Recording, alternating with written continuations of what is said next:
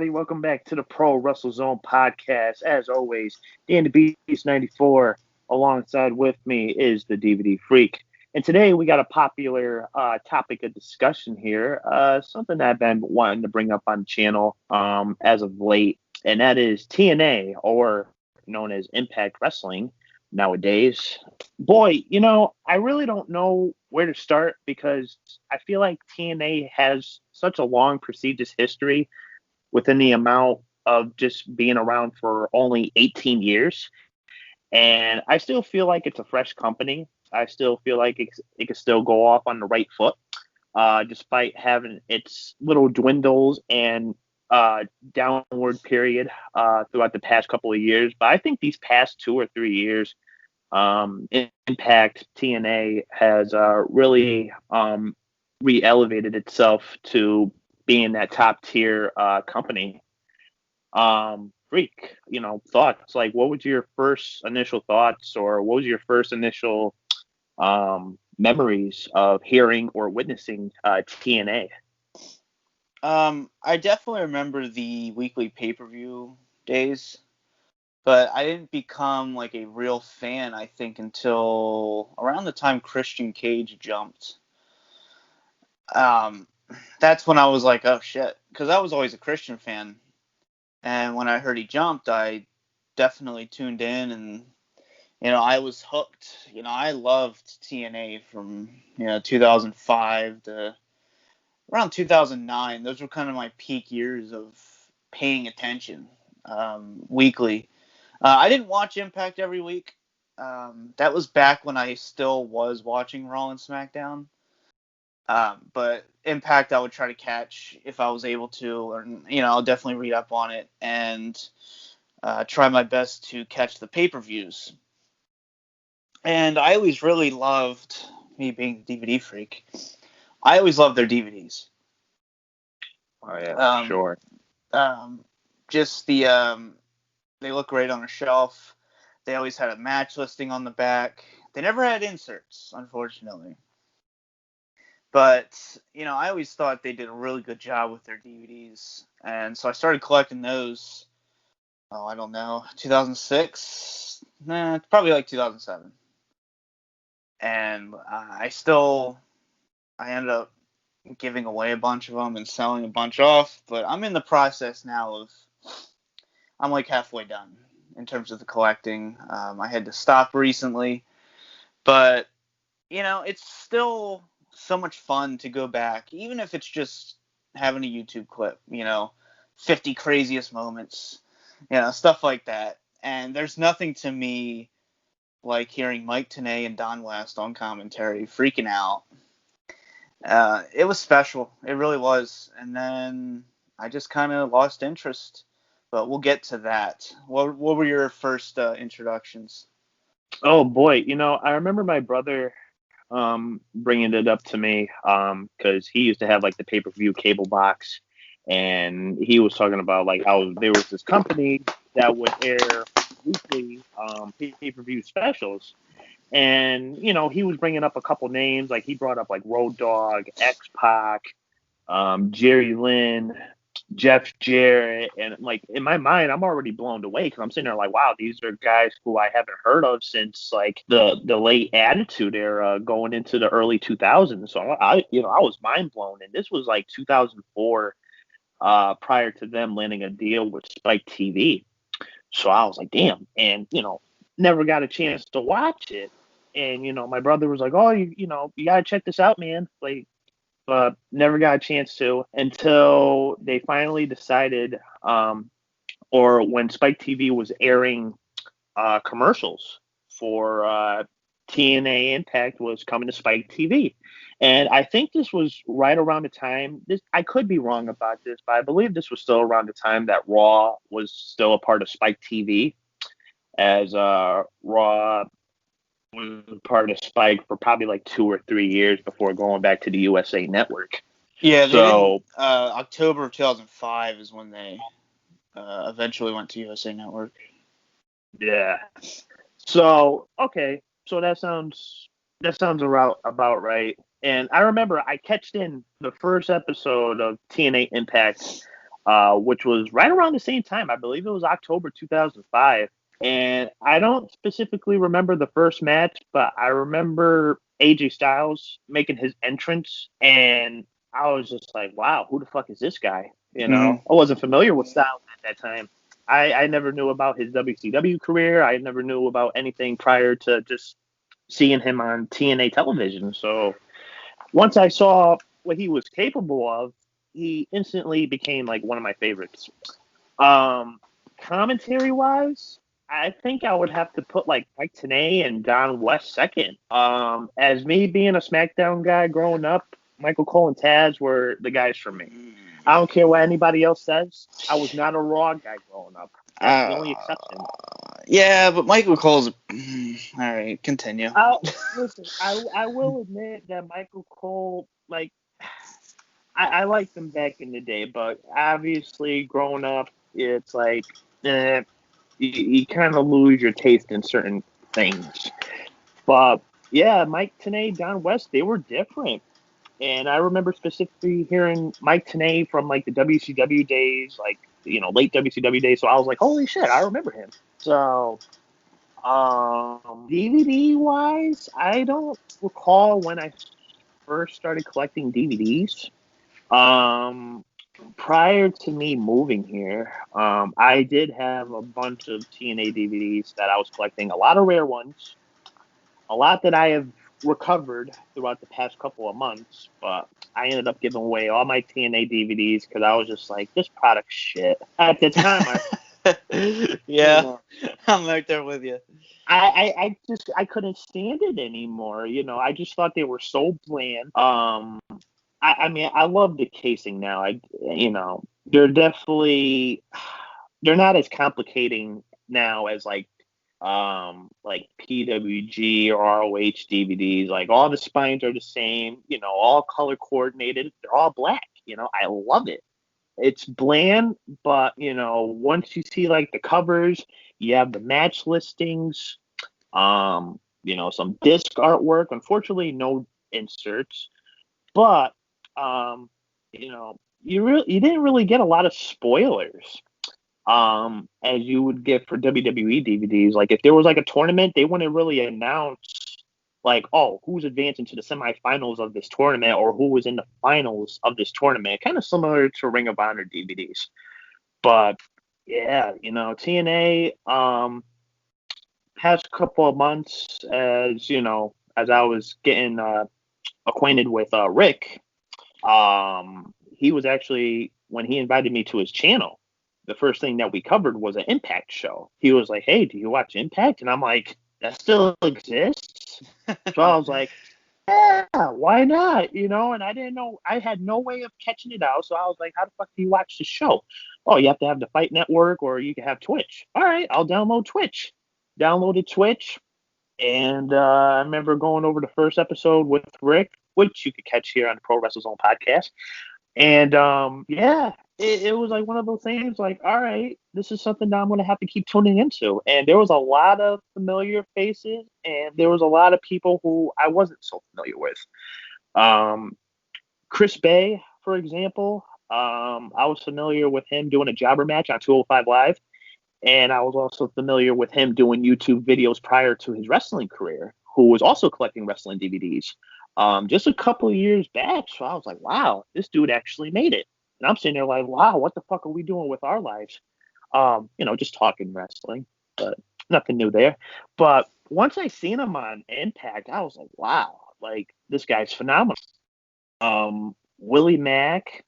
I was introduced to the North, who is probably one of my favorite tag teams today, next to FTR or the Revival, as you guys are familiar with.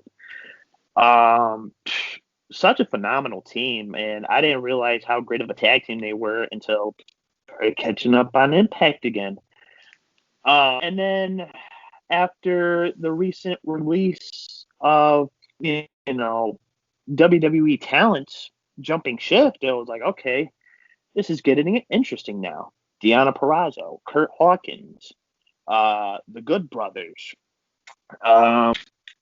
What's another name that come to mind? I don't know, but just certain names that just decided to jump ship, I was like, okay, this is something I'm going to have to tune in for. Eric Young, who recently became the team TNA because it's Impact. Impact heavyweight champion before losing it to Rich Swann. That was one individual I believe they lowballed in WWE, who I believe would have had a lot of potential once growing up to the main roster, being called up. Obviously that didn't happen, as he only made about maybe like 1 or 2 SmackDown appearances with Sanity before they were like, all right, we're going to switch things up. And that was practically the last of Eric Young. He made a few appearances on Monday Night Raw during the 24/7 championship storyline, but obviously that didn't really go nowhere. But my point is, today Impact Wrestling is definitely worth watching production wise, even if they don't have their own Thunderdome or they don't have like a limited capacity of a crowd. It's still one of those shows that gets you really invested into their programming. So. Yeah, going back to the DVDs quick, I think the best way to describe them is they're very uniform. They all have the same great format. They all look great together on a shelf. And they did stray away from that. Like, I hate the blue spines that we had in, like, 2013, 14, 15, 16. Yeah. Like, oh, God, those are awful. But, yeah, they actually go for pretty damn cheap. But, yeah, when it comes to jumping talents, we kind of had, like, 2000... I think Jeff Hardy was like a really big one in 2004. Yeah. And then, of course, we had Christian, Booker T, Kurt Angle. Like, you had all these names jumping over. And then we kind of saw that opposite effect around like 2013 and 14. Everyone was leaving. Samoa Joe. Like, AJ Styles, of course, in 2000. Well, he went to New Japan, but, he eventually made his way to WWE.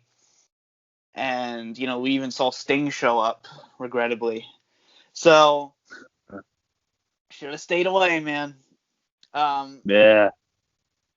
But, yeah, it's just like there was so much jumping back and forth. And a lot of those people, like, Eric Young, for example, ended up going back to Impact. So, what do you think your favorite addition to the roster was back when everyone jumped? Obviously, mine would be Christian Cage, and who do you think? And speaking of Christian, who do you really think kind of, what's the word I'm looking for? They really excelled from jumping to TNA. I'm gonna go with the same person you just mentioned, Christian. Obviously, I enjoyed his run when he first appeared in TNA. Obviously, he captured the NWA World Heavyweight Championship twice. I thought he had a very solid run. Obviously, he was able to like freelance and basically just be himself. Not saying that he wasn't himself in WWE, but he was given a more main event opportunity. But if I had to say somebody who really excelled in TNA, I'm not gonna lie, I'm probably gonna have to give it to Kurt Angle, only because he had a longer stint in TNA than his first WWE run. Yeah, he even said it himself. Most of his favorite matches are from his TNA run. Look at his matches with Samoa Joe. Like, those are legendary. Those don't get talked about enough. That whole rivalry they had. And, of course, the not-so-legendary. I don't think so. The Jeff Jarrett's divorce storyline. And, oh, Lord. And it's actually pretty amazing. Karen is still with Jeff Jarrett. So, to this day, she actually made a little cameo in the leading up to the Hall of Fame. So, yeah, kind of reminds me of the Kevin Sullivan, Chris Benoit situation with Nancy. So Yeah, that one ended very different though. Anyway, though, yeah. I've always said I'm not a Booker T fan.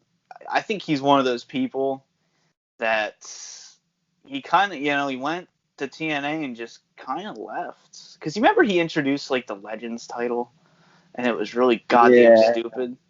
And you It's know what? just, That's actually one that's one thing I couldn't understand about TNA. You bring a championship, okay, utilize it, but then it goes through all these name changes. Is first it's the Legends Championship, then it's the Global Championship, then I think it became like the Television Championship. It went through all these different name process, and then all of a sudden, I think Abyss or somebody was like the last person to hold that belt, and then you never saw it again. well, what's the difference between a global and a world championship? It means the same goddamn thing. I mean, I don't know, more internationally fucking found, I guess. I Well, don't okay. know. Oh, well, yeah. Yeah. Anyway, though, yeah, Booker T. I really don't. I just don't like Booker T. anyway, so I don't really think TNA did much for him. Jeff Hardy, I thought he had a really good singles run. He got to really show his heel side during his second TNA run, because he obviously went back to WWE in 2006, and then he lost on SmackDown and basically was taking a sabbatical, and he showed up in TNA, which wasn't the plan. He just kind Right. of did it off a whim. But I'm glad he did, because I like Jeff Hardy's second TNA run as well. That was when I was starting to really tamper off, but I still paid attention because I was a Jeff Hardy fan. So, I enjoyed his little heel run, except for his belt. Do you remember that belt? Yeah, it was basically like a purple strap, and it basically was like his own art Oh boy. design, which I'm not really Yeah. sure. I'm pretty sure it's something that he designed, and we're like, hey, put this on a belt, I and am you know, yeah, I am very against custom world title belts. Very against them. I don't care who it is. I don't customize the world title belt, because the belt, it's it's meant to be iconic. It's meant to be that top prize that only right, the best can hold. Don't And even like the stupid side plate thing, I hate that too. But yeah, I believe the belt should always stay untouched. You know, Well, I mean, the saying is, the belt should make the man should make the belt. Don't take it too literally. Don't actually make the belt. But yeah, and like you said, Kurt Angle, it's just, to me, I think about his TNA career more than I do his WWE career, even his WWF career. I think he had a better run in TNA, and he wasn't in the best shape or position when he went in to right. TNA, but he really he figured it out. He really did. We'll just put it that way. But who else? You know what? There's a lot of people that I thought could have like really excelled once they went to TNA. For example, like during the early days of TNA 2002, obviously you had guys like Scott Hall. You had Six, who eventually jumped ship after being released by WWE. Somebody who had a very short stint, Mr. Perfect. I'm not saying that he could have been probably one of the top tier dogs, but he definitely could have been somebody who could have utilized younger talent and put him over. For example, guys like AJ Styles. Well, we had Macho Man. That was, I believe, his Um, final match, right? yeah, I believe it was like Jarrett, Scott Hall, and Kevin Nash, as they were known as like the kings of wrestling, and they had Yeah. like these Elvis dressed as Elvis for some stupid fucking reason. And then you had I think it was like Jeff Hardy, Ron Killings, and then Macho Man, but Macho Man didn't show up till like the end of the match, so that was pretty much pointless. Yeah, wasn't that like Victory Road 2004 or something? Or was it Turning Point 2004? One of those two. Yeah. Oh god. But yeah, it's unfortunate that was his final match that I know of. But another one I did want to mention is Ken Anderson.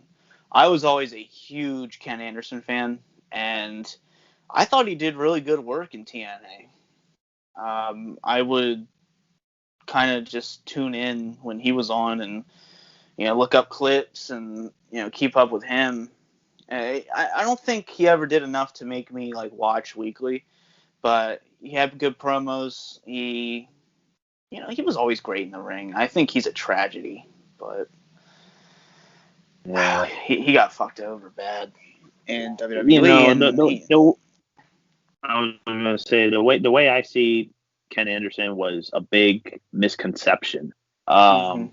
Obviously, he had that big opportunity in 2007. That was obviously taken away from him once Edge decided, hey, I'm going to take your Money in the Bank briefcase. All right, sure, why not? But, I mean, he did have the distinct honor of having Eddie Guerrero's last televised match, Mhm. which, that's something I would probably brag about forever, if I was Ken. And it's coincidentally like one of my favorite Eddie Guerrero moments ever. Like if Eddie's gonna go out, if that was his final finish, that is one hell of a final finish to have if your name is Eddie Guerrero. Smacking the chair on the mat and throwing it to Kennedy. Yeah. It's Charles just Robinson's just like, you hit him with the chair. Like, you son of a bitch. But yeah, that was the Survivor Series elimination qualifying match, right? yeah. And you know what? Something that I really didn't understand was why not have Ken Anderson replace Guerrero instead of having them replaced by, I think he was replaced by Orton during that Survivor Series team. Yeah, probably. Yeah. Yeah, Orton was definitely there, but he was working the program with Taker, so I think because obviously Taker came in at the very end, so they kind of had to throw that in there. But yeah, and who would you consider some TNA originals? TNA originals. Okay. Right off the back, I would automatically say AJ Styles. James Storm. Oh, speaking of James Storm and Chris Harris was probably by far one of my favorite tag teams in TNA when they were America's Most Wanted, which I do have that DVD, but I believe it's the re-release. I know there was like a 2-disc set, and then they re-released the set. But yeah, I loved that team.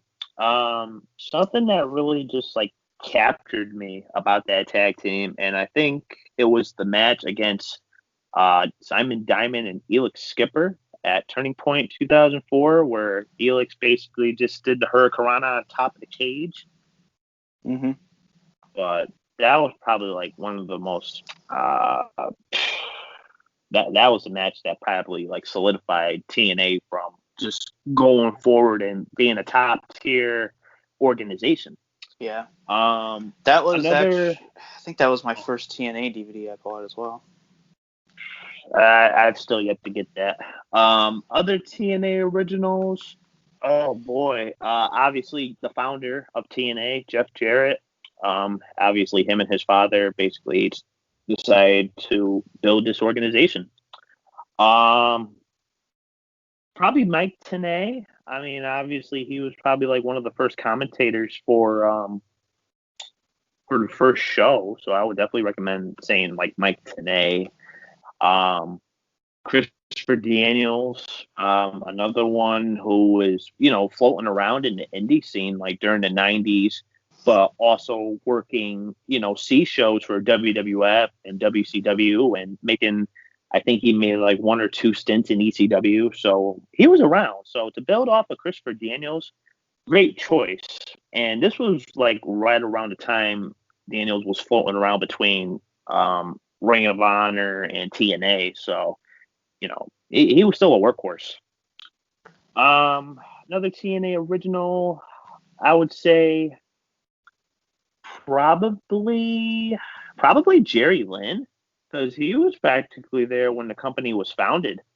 And he was also part of the first X Division title match between AJ Styles, Low Ki, and I believe Psychosis, which was a fatal four-way match in which AJ Styles was declared the first TNA X Division champion. R-Truth, who went by many personas in his career. Obviously, he was known as K-Crush after leaving or was released by WWF. I believe it was like early 2002. For some of you guys who don't recall, for some of you big WWE fans, R-Truth was in WWE prior prior to coming back to WWE, or just for what you know him as now. I believe he debuted in like late 2000 as a tag team partner for the Road Dogg, and he was known as K-Quick. Yep. And after Road Dogg got into some legal trouble, got released in like somewhere around 2001, floating around a little bit on Sunday Night Heat, Metal, and just house shows, got released, went to TNA, was known as K-Crush's first. Fun fact, he was the first NWA World Heavyweight, how should I say this? First African-American NWA World Heavyweight Champion for that organization. I believe that's when he went by the name Truth, and then that's when he was known as Ronda Truth Killings, part of the Three Life Crew with Conan and Road Dogg, who went on to go as Brian James or BG James. But yeah, I would definitely consider him a TNA original in his own right. I guess you could probably say Ken Shamrock. I don't know about you, but I mean, Ken Shamrock, who's recently been with Impact since returning last year, he was the first NWA World Champion for Total Nonstop Action after winning that Battle Royal.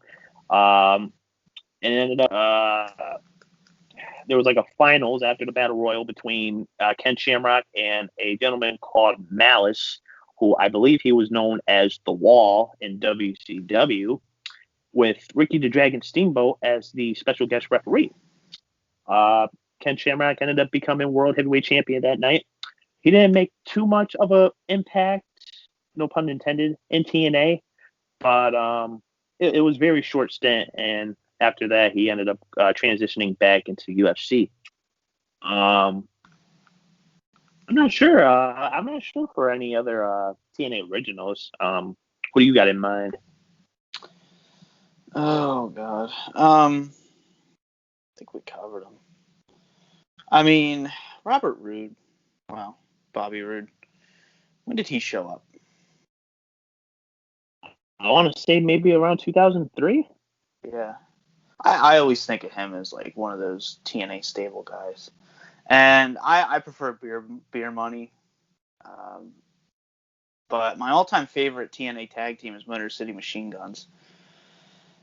Those are my favorite.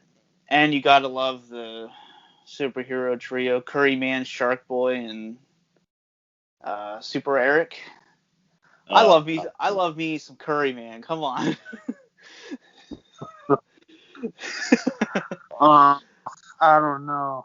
I'm not sure if Daniels was trying to spice things up or just he just wanted to go with the new gimmick, but I don't know about that. Yeah.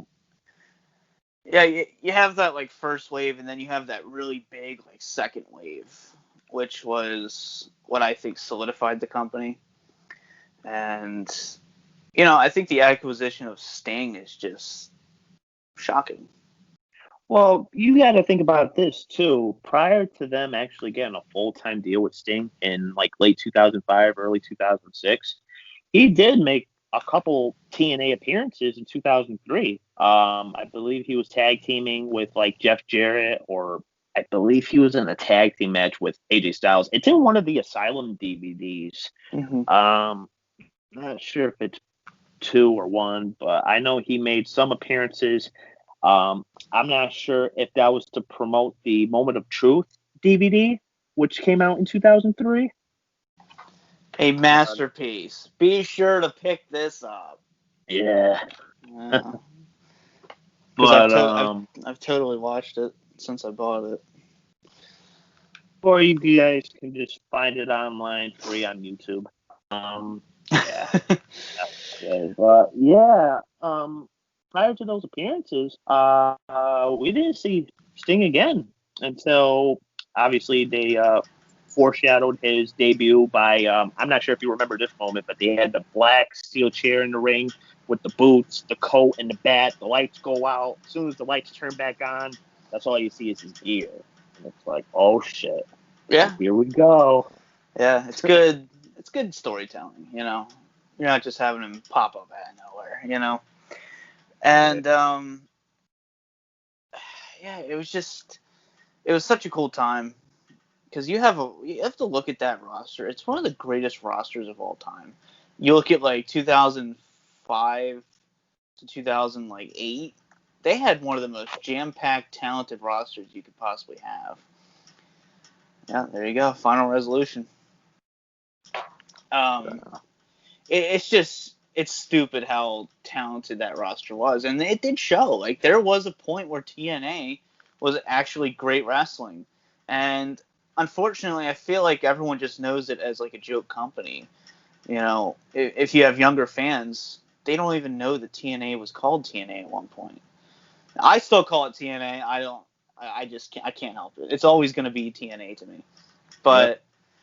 It's just unfortunate that it has such a negative stigma to the point where a lot of its history is just forgotten. People just don't want to acknowledge it. And there was a point in like 2014 and 15 where it kind of had a little bit of a resurgence. I went to a TNA live show in 2015, and it was great. Because, like I said, after Hogan and Bischoff showed up, I was done. But I got into it a little bit in 2014 and 15. Is that when it was like on Pop TV or something? There were so many networks. But, you know, I started watching it, and I was like, all right, this, you know, it's not the original TNA or anything, but it's at least worth watching. I love EC3 as world champion. I loved his match with Rockstar Spud, a.k.a. Drake Maverick, which is a terrible fucking name. But, you know, that match was great. And, you know, like I said, you had, well, to some people in, you know, 2015, 16, you had the broken Matt Hardy gimmick, which I didn't watch it live. It took me a little while to actually watch it. But that was one of those things that started in TNA. You know, it was foreshadowed a little bit in the Hardy show, but no one really knows what the Hardy show is anyway. So, what were your thoughts on the whole broken... Well, first of all, what were your thoughts on kind of the mid-2010s for TNA? Well, I mean, unfortunately, I was still watching TNA at that time.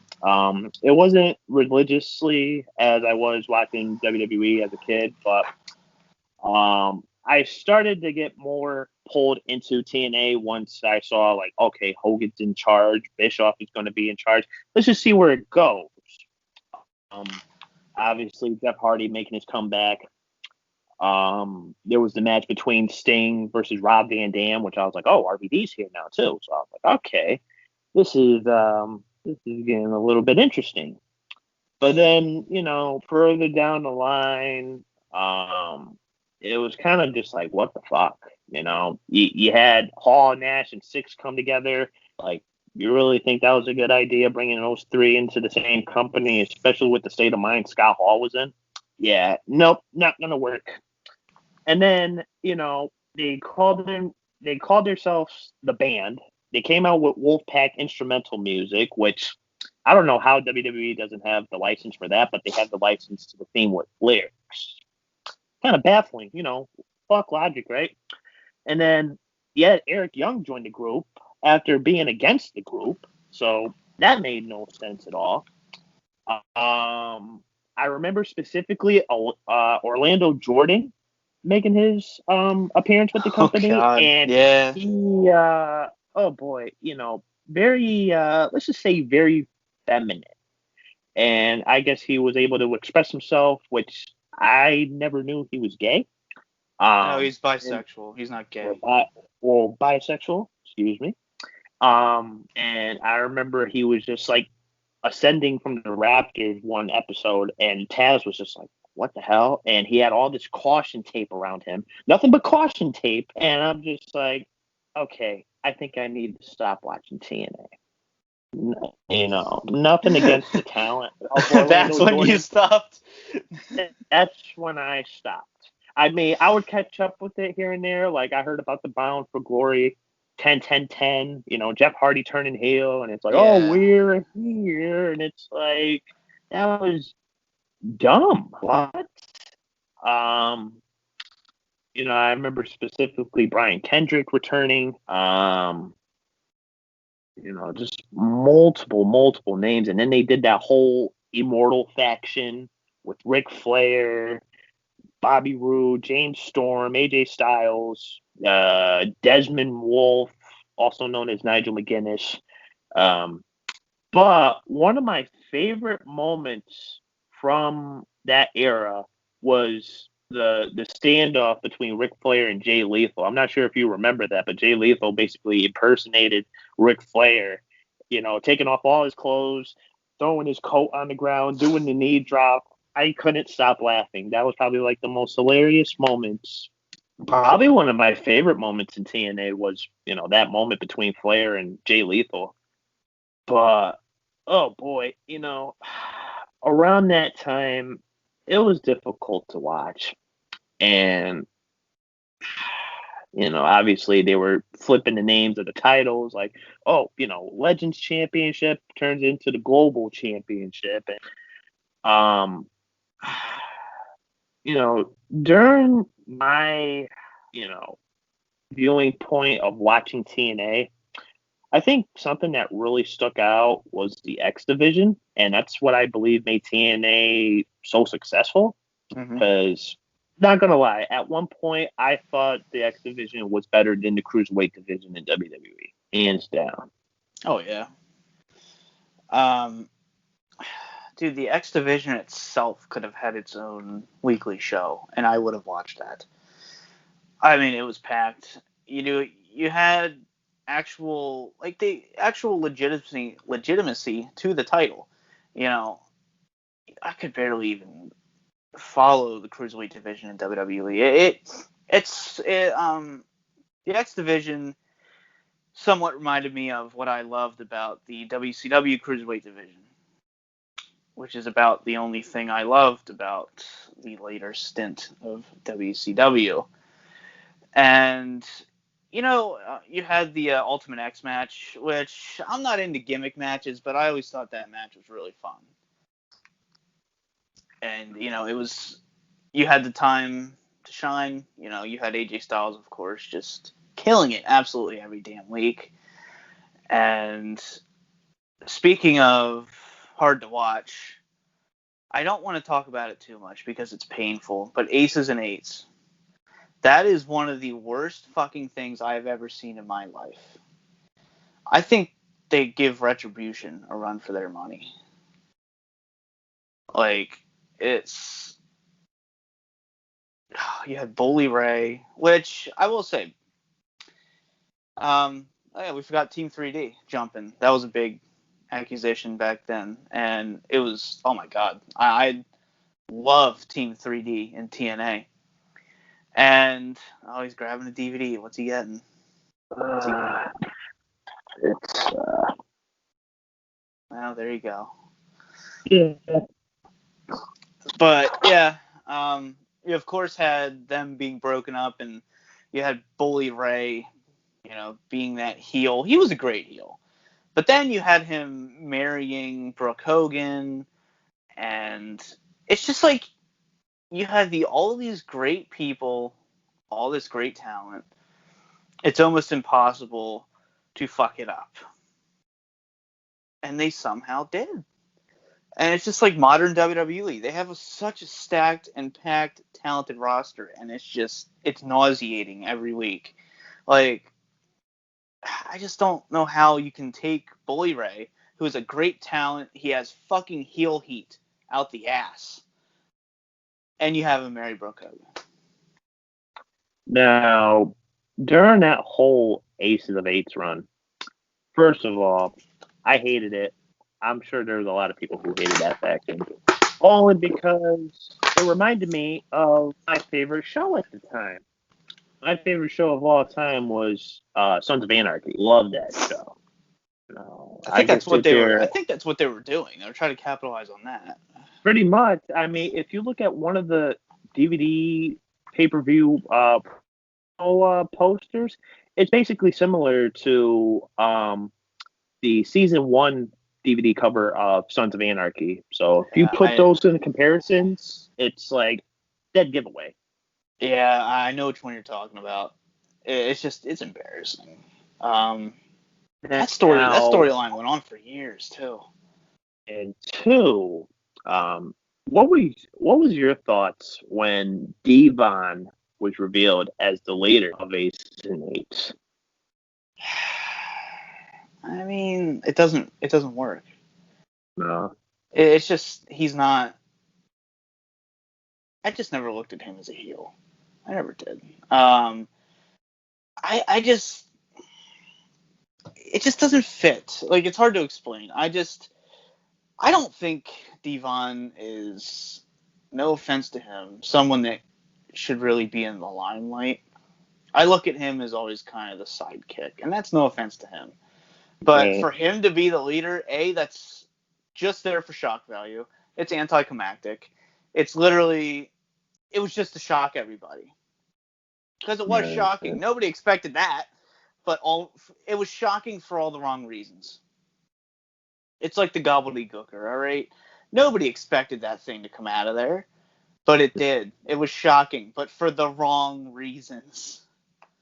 Now, from my understanding, that was Hector Guerrero under all that. Yeah, it was. That's sickening. Yeah. But answering your second question about Broken Matt, I kind of found it as a big career resurgence for Matt Hardy. Because the way I see it, years probably since his return in WWE in 2005, which was probably like the last interesting thing about Matt Hardy was that whole storyline between him and Edge and Lita. He was pretty much a bland character.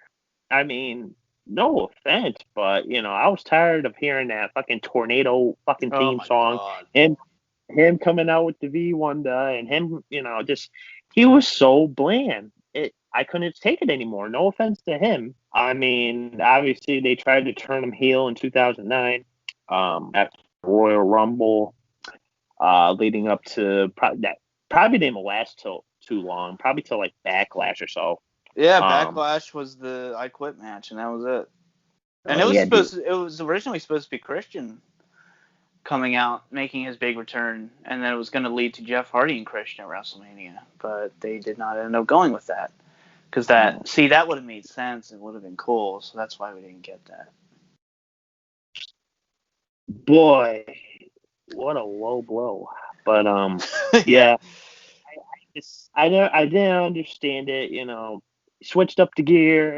Went with these fucking like Kingdom Hearts fucking key fucking tights, whatever the hell he was wearing at the time.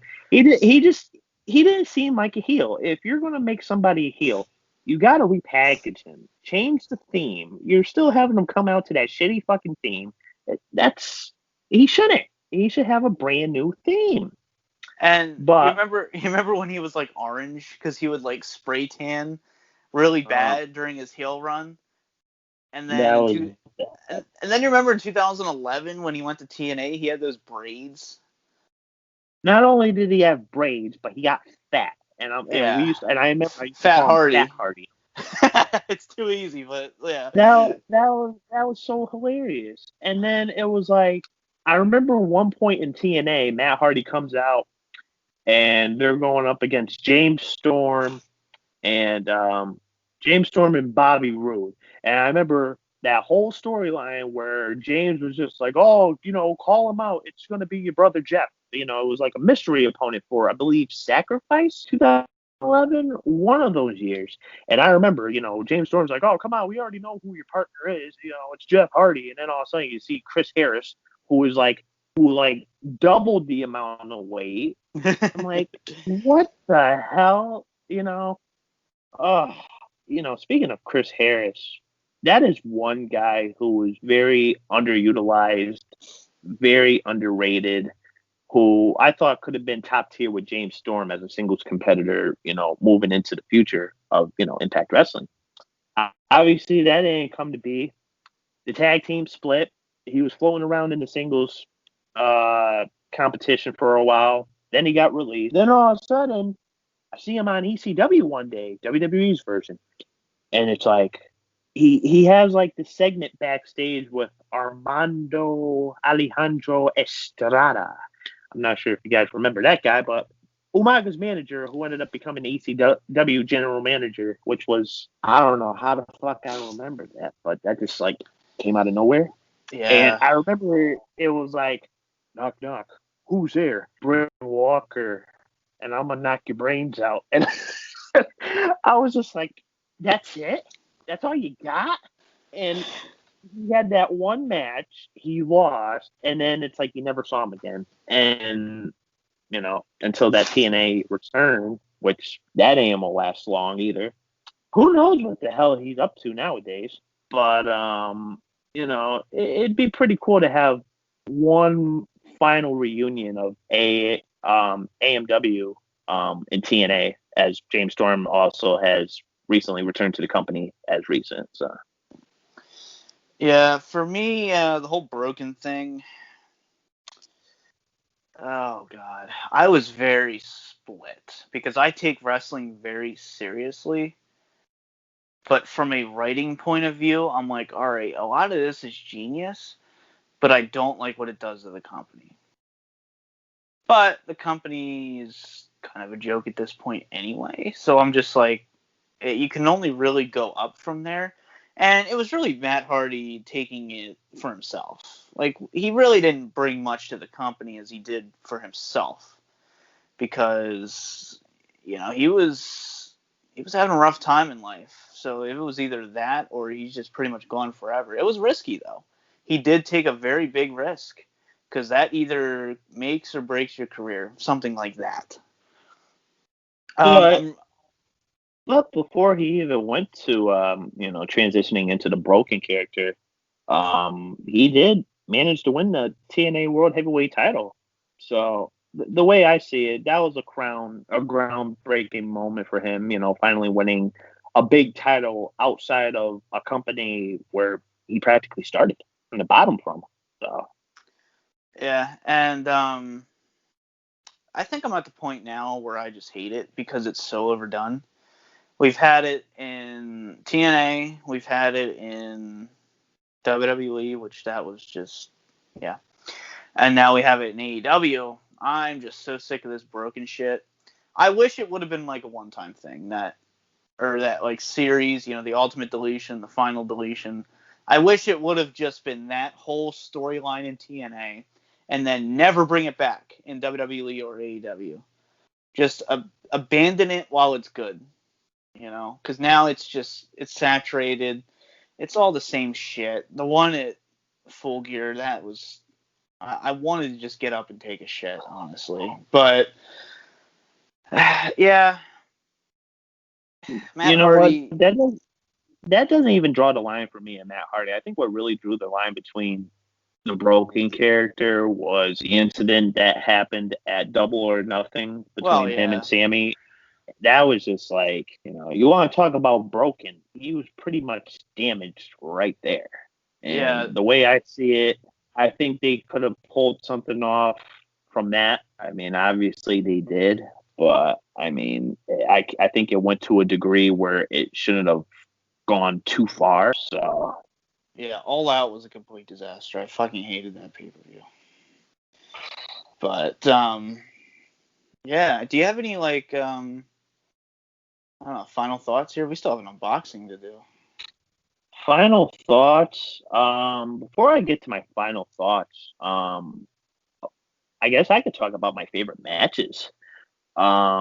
boy, I don't even know where to start. I mean, I could go through all my DVDs right now and just, you know what, one right off the back would have to be Genesis 2006.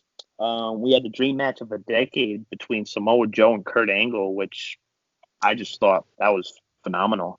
Finally witnessing these two inside, the same ring, which that's another thing that I liked about TNA. TNA was unique. And what I mean by unique was obviously their not match stipulations, but their types of matches.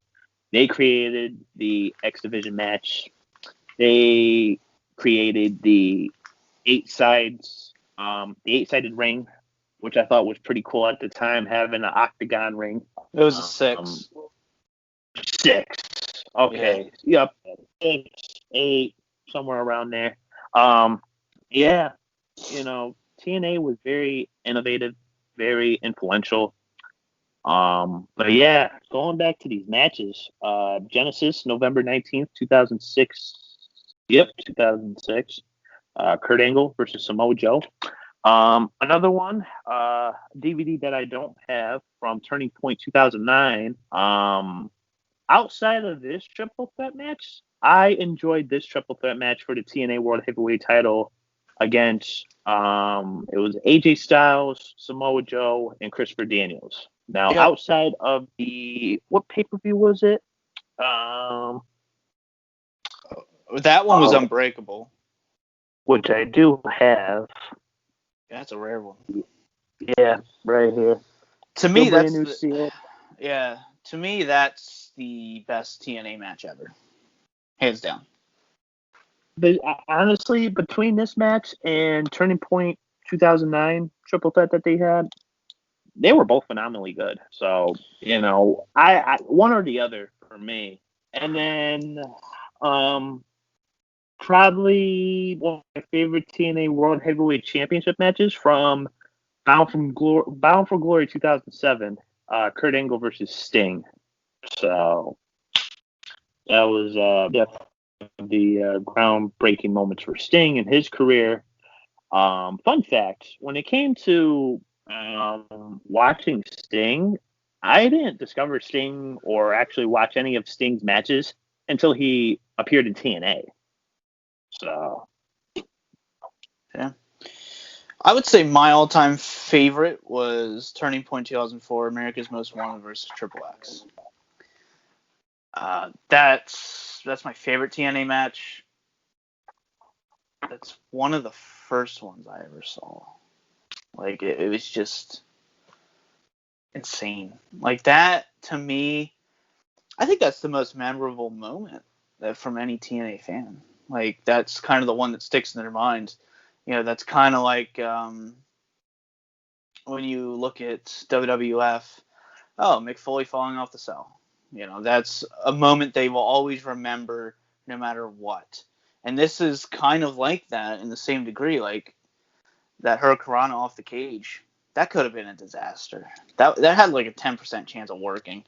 But, everyone remembered, where they were when that happened. It was such a cool moment. And that's my favorite match. And then, like I said, Unbreakable, Styles, Daniels, and Joe. I think that's their best match they've ever put on. And I believe that's the only 5-star match that Meltzer ever gave TNA, right? So as I recall, yeah, pretty much. Anyway, before we sign off here, we actually have some unboxings. So, Freak, if you want to be, first dibs. All right, so I do know what this is. And this is from yours truly. The second unboxing I have from you this week. So, this is from Jammin'. Thank you, Jammin' JD. I don't know who you are, pal, but thanks. All right, so here we have it all sealed up. Jammin' JD sports cards. So there you go, free promotion.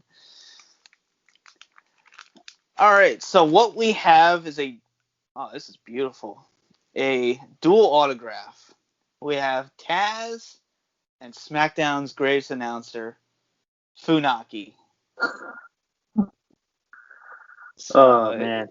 Yeah, this is from 2020, and yeah, this is a beautiful card. It's thick. I'm not gonna take it out, but you can see pretty damn cool card. Like that's one you just.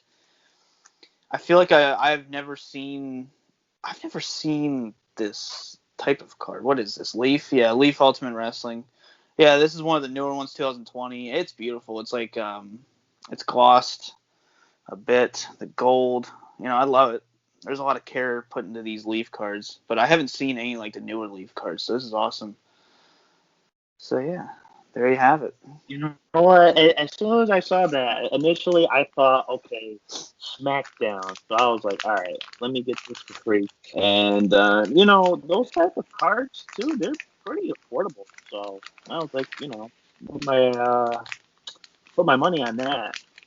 And also got Rick a card this week. I got JJ a card, which he received out like a week or two ago of the Honky Tonk Man and Johnny B. Bad.